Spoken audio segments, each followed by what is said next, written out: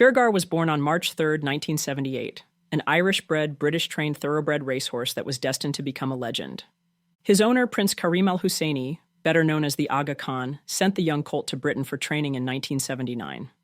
By the following year, Shergar was ready to race. He debuted in September 1980, running twice, winning one race and placing second in the other. Then came 1981, the season that turned Shergar into a phenomenon. Out of 6 races, he won 5. His most famous victory came that June, when he stormed to first place in the 202nd Epsom Derby. He didn't just win, he obliterated the field, crossing the line 10 lengths ahead, the widest winning margin in the Derby's history. The performance sent shockwaves through the racing world. American investors quickly offered $40 million to co-own the horse, but the Aga Khan refused. Instead, he created his own ownership group. He offered up 40 shares at a record-breaking £250,000 each, valuing Shergar at £10 million, the highest price ever placed on a racehorse at the time. Shergar wasn't finished. 3 weeks later, he won the Irish Sweeps Derby by 4 lengths. A month after that, he claimed the King George VI and Queen Elizabeth Stakes, again by 4 lengths. His final race of the year was less triumphant, finishing 4th, but by then his reputation was sealed. After that dazzling season, Shergar retired to stud in County Kildare, Ireland. At just 3 years old, he had already secured his place in racing history. Then, on the night of February 8, 1983, Shergar was stolen. Armed men stormed the Aga Khan's stud farm and took the world's most valuable racehorse. The kidnappers demanded a ransom of £2 million. Negotiations followed, but they quickly fell apart. By the 4th day of talks, the owners refused to pay, unconvinced that Shergar was even still alive. Then the thieves cut off all contact. Years later, in 1999, former Irish Republican Army member Sean O'Callaghan claimed the operation had been carried out by the Irish Republican Army as a fundraising scheme for weapons. According to his account, Shergar panicked after the abduction and badly injured his leg. Unable to control the situation, the gang shot him. The IRA has never acknowledged involvement, no one has ever been arrested, and Shergar's body has never been found. On the morning of July 8, 2005, shepherds in the Turkish village of Gef watched in disbelief as their flock suddenly started running toward a nearby cliff's edge. It started with a single sheep. No warning, no hesitation. It simply got to the edge and jumped. Then another followed, and another. Within minutes, the entire herd was in motion, a wave of wool and panic spilling over the edge like a waterfall of sheep. The chain reaction didn't stop until nearly 2,000 sheep had gone over. 450 were killed instantly, their bodies forming a growing cushion of death at the base of the cliff. The rest, over 1,500 sheep, survived, but only because the pile of dead sheep broke their fall. Villagers were left stunned. These sheep weren't sick, and there was no predator driving them to jump. It was as if instinct had simply collapsed, replaced by a mysterious momentum that dragged the entire flock off the edge of a cliff. 26 families had shared the flock. Every family had an average of 20 sheep. One of the villagers who stood at the edge of the cliff that day, staring down at the mass of broken bodies below, said that there was nothing that they could do to stop it once it started. The dead sheep were valued at around $100,000, a catastrophic blow in a region where the average income barely reached $3,000 per person, per year. For families who depended on their animals for survival, the cliff fall was an economic disaster and a bizarre, unexplainable accident. Oscar wasn't just any cat. He was one of 6 adopted by the Steerhouse Nursing and Rehabilitation Center in Providence, Rhode Island, a small 41-bed facility where residents with terminal illnesses went to spend their final days. At first, Oscar blended into the background of the pet-friendly home, but after about 6 months, the staff began to notice something strange. Whenever a patient was within hours of death, Oscar would appear.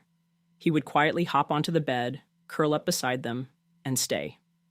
It happened once, then again, and again. By the time he'd done it 25 times in a row, the nurses no longer saw it as coincidence. Oscar wasn't just keeping company. He seemed to sense the person was going to pass soon. The staff began to treat his presence as a signal. If Oscar was found curled up next to someone, they would call the family. He gave loved ones a chance to gather, to say goodbye, before the inevitable. Oscar's gift didn't stay a local secret for long. In 2007, he made international headlines when the New England Journal of Medicine published an article about him, written by Steerhouse geriatrician Dr. David Dosa. By 2015, staff believed Oscar had correctly signaled the passing of nearly 100 residents. Scientists tried to explain it by suggesting Oscar could smell the chemical changes in the body as life slipped away. Others dismissed it as coincidence, nothing more than coincidence and chance. But for the families who arrived in time, and for the nurses who saw it again and again, the explanation hardly mattered. Oscar gave something modern medicine couldn't: a final moment, a last chance to say goodbye.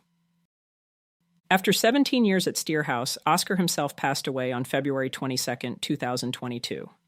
For the people who knew him, he wasn't just a cat. He was a companion at the threshold between life and death. On the morning of January 15, 1877, a heavy rainstorm swept through Memphis, Tennessee. By 10:35 a.m., the downpour had lasted only 15 minutes, but when the skies cleared, Vance Street was crawling.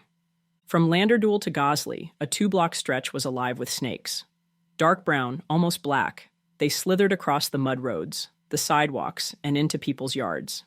In some places, they were so dense they coiled into heaps, like a hose or spool of yarn. No one had seen them fall with the rain. They weren't found in the cisterns, rooftops, or anywhere above the ground.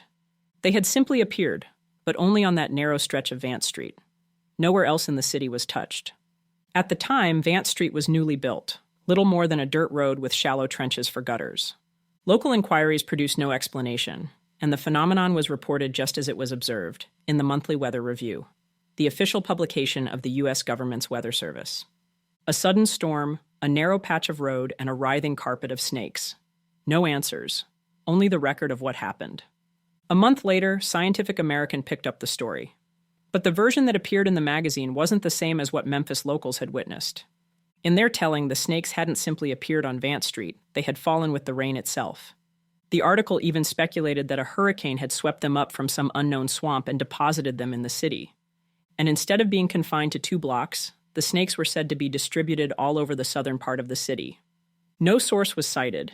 No eyewitness testimony was given. The details had changed, expanded, sensationalized, and perhaps invented altogether.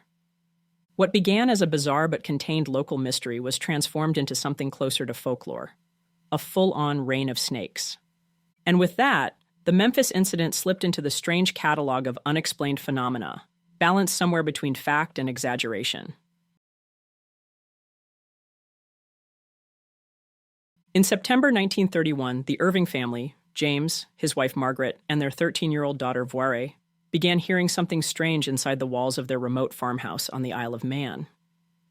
At first, it was just scratching and rustling, the kind of noises you might blame on a rat or a bird trapped in the walls. But soon, the sounds grew stranger. Low growls, barks, and even what sounded disturbingly like a human baby crying. Then came the voice. The Irvings claimed that the unseen creature introduced itself as Gef, a talking mongoose born in New Delhi in 1852. Voire later described Gef as being no bigger than a rat, with yellowish fur and a long, bushy tail. According to the family, Gef's personality was as bizarre as his origin story. He called himself an extra clever mongoose, sometimes an earthbound spirit, and other times a ghost in the form of a mongoose. His words grew even more unnerving. I am a freak. I have hands and I have feet. And if you saw me, you'd faint. You'd be petrified, mummified, turned into stone, or a pillar of salt. The Irvings made a series of extraordinary claims about Gef. According to them, Gef acted as the guardian of their home, alerting the family to approaching guests and unfamiliar dogs. If a fire was left unattended at night, Gef would supposedly go downstairs and put it out. He also reportedly woke family members who had overslept, and when mice infiltrated the house, he would take on the role of a cat, preferring to scare them rather than kill. The Irvings insisted that Gef had particular tastes.